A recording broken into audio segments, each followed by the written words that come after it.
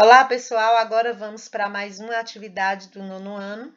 E hoje o tema da nossa aula é o Brasil e a Primeira Guerra, né? Quais foram as revoltas que tiveram no Brasil durante esse período de guerra, né? Ou seja, durante a Primeira República. Então, prontos para mais uma viagem na história? Pois bem, então a passagem da monarquia para a república foi marcada por rupturas e permanências. E foi também um período cheio de tensões e conflitos nacionais e também internacionais. Então, para conhecer o Brasil e seus conflitos durante a Primeira República, nós vamos realizar algumas leituras, discutir e concluir com nossa atividade de fixação de conhecimento. Então, vamos lá. O Brasil durante a Primeira República. As últimas décadas do século XIX foram marcadas pelo desemprego, carestia, autoritarismo e também o descaso dos governantes da República. Isso fez com que muitas pessoas se revoltassem contra a política dos coronéis que dominavam o cenário político no Brasil. O poder político dos coronéis representavam as elites agrárias, das oligarquias, e tinha como características principais o mandonismo, o coronelismo e também o clientelismo, que simbolizava o poder dessas elites agrárias.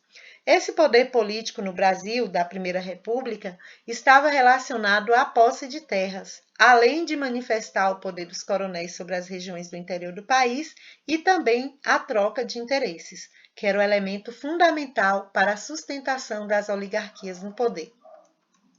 Então, aqui nós estamos vendo aí um coronel obrigando praticamente o eleitor a votar em quem ele queria. A Guerra de Canudos aconteceu entre 1896 e 1897. Nesse cenário surgiu no sertão nordestino, em 1970, um líder religioso chamado Antônio Vicente Mendes Maciel, que era conhecido como Antônio Conselheiro. Ele era um beato, andava pelo sertão afora pregando de cidade em cidade, promovendo mutirões, e aos poucos ele foi reunindo um grande número de seguidores. Em 1893, o Antônio Conselheiro e sua gente se estabeleceram no sertão baiano, às margens do rio Vaza Barris, nas terras de uma antiga fazenda chamada Canudos, e ali então eles começaram a construir um povoado que foi chamado de Belo Monte e depois de Canudos. Então, aqui sobre Canudos eu fiz esse organograma para mostrar a vocês. Então, os moradores eram sertanejos pobres, negociantes, mineradores, professores, artesãos. Eles cultivavam e criavam milho, feijão, mandioca, batata, cavalos, bodes. A autonomia dos moradores de Canudos e a decisão de não pagar os novos impostos lançados pela República fez com que as autoridades vissem essas pessoas como ameaças, chamando-os de monarquistas fanáticos e perigosos. Foi o que bastou, para que o governo republicano enviasse várias expedições militares contra Canudos, que após as 3 primeiras expedições, os sertanejos foram vencidos por meio da emboscada. E em 5 de outubro de 1897, as casas de Canudos tinham sido incendiadas e sua população massacrada, e seu líder, Antônio Conselheiro, foi decapitado. Já em 1904, nós vamos estar aí de frente da revolta da vacina, que foi motivada pela insatisfação da população com a violência no processo de modernização do Rio de Janeiro, aliada ao medo da campanha de vacinação forçada. Os argumentos pró e contra a vacina obrigatória eram os seguintes. Argumentos a favor da vacina.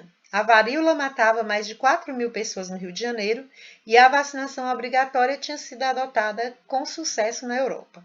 Os argumentos contra a obrigatoriedade da vacina dizia que cada pessoa deveria ter o direito de escolher se queria ser vacinada ou não e o uso de força para vacinar as pessoas.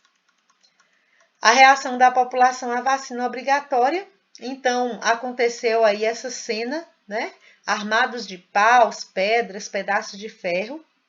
Os populares eles enfrentaram a polícia em vários pontos da cidade, incendiaram bondes, arrancaram trilhos, depredaram lojas, além de cercar o Palácio do Catete, que era a sede do governo, para protestar contra a vacinação obrigatória e também a violência policial.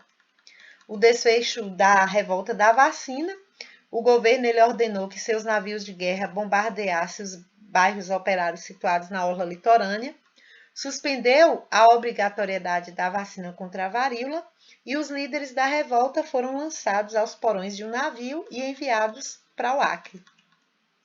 Logo após, nós vamos ter aí a revolta da Chibata, em 1910, que foi uma agitação militar da Marinha do Brasil, que foi ocorrida aí no Rio de Janeiro, no período de 22 a 27 de novembro, né, do ano citado.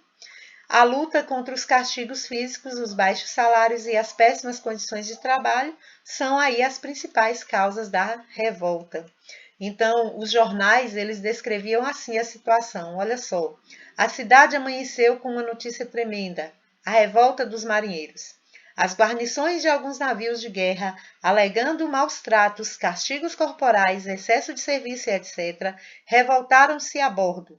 A insubordinação começou pela guarnição do Minas Gerais, que logo teve adesão das de São Paulo e Bahia, seguindo-se durante a noite a adesão de outros vasos de guerra. Então, essas eram as mensagens noticiadas nos grandes jornais. As reivindicações dos marinheiros, então, os navios rebeldes, eles bombardearam a cidade do Rio de Janeiro para demonstrarem que não estavam dissimulando e escreveram uma carta onde eles faziam algumas reivindicações ao governo. Então, aí está a imagem da carta, né?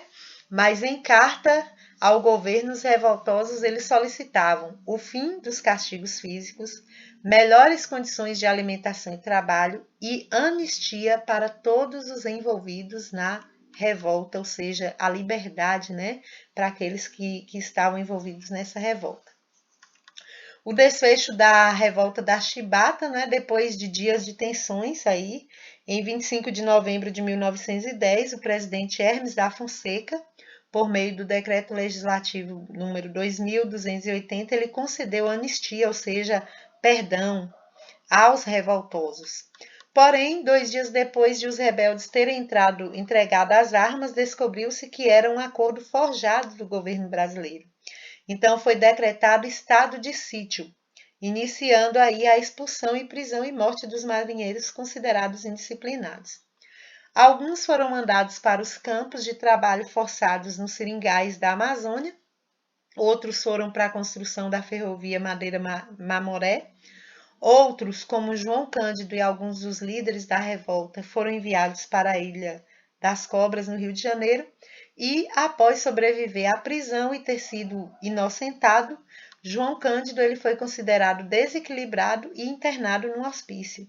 Por sua ousadia no enfrentamento ao governo, a imprensa da época o chamou de Almirante Negro. Então, aí vocês estão vendo a imagem dele. Agora, vamos falar um pouquinho da participação do Brasil na Primeira Guerra, né? A Primeira Guerra Mundial começou em agosto de 1914 e terminou em novembro de 1918. Então, a princípio, o Brasil adotou uma postura neutra. A participação do Brasil na Primeira Guerra foi estabelecida em 1917, após aí os alemães terem afundado navios brasileiros no Canal da Mancha e no Mar Mediterrâneo.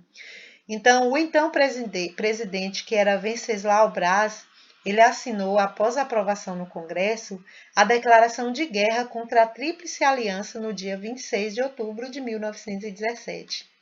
O Brasil foi o único país da América do Sul a entrar na guerra na condição de combatente. O Brasil teve uma participação bem modesta, tá?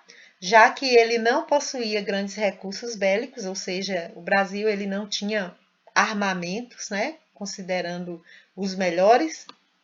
Então, o país limitou-se a fornecer apoio pontual em colaboração nos combates aéreos e marítimos, bem como no auxílio aos feridos nos campos de batalha. Então, aqui essa imagem é uma imagem mostrando aí os médicos, os enfermeiros, né? O pessoal da área de saúde que foram enviados ali para estar cuidando dos feridos.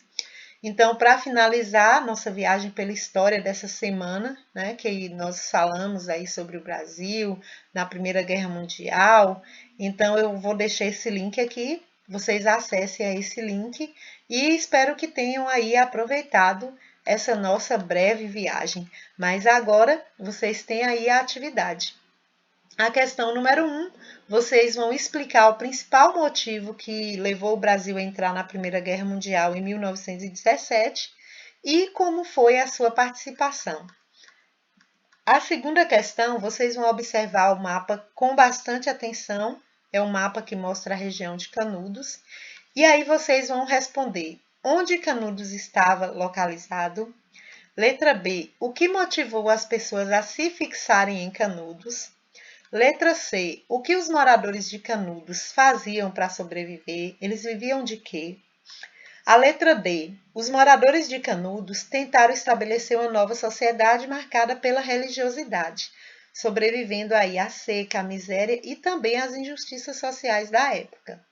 Qual foi o motivo que fez com que o governo republicano enviasse expedições militares contra Canudos?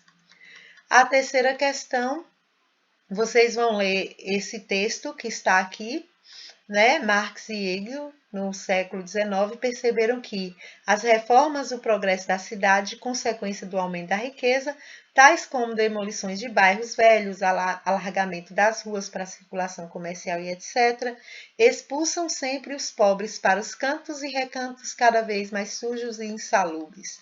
Então, a observação de Marx e Engels se relaciona a um contexto histórico estudado por nós. Qual foi esse contexto? Onde e quando ocorreu? A quarta questão, vocês vão ler esse outro texto aqui abaixo com bastante atenção e vão marcar apenas uma alternativa que está correta.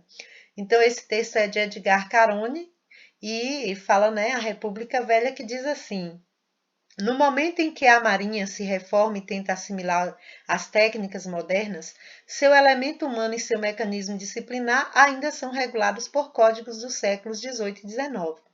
Os maus tratos se somam à frequência dos castigos corporais. O trabalho é duro e excessivo. Então, o texto acima diz respeito.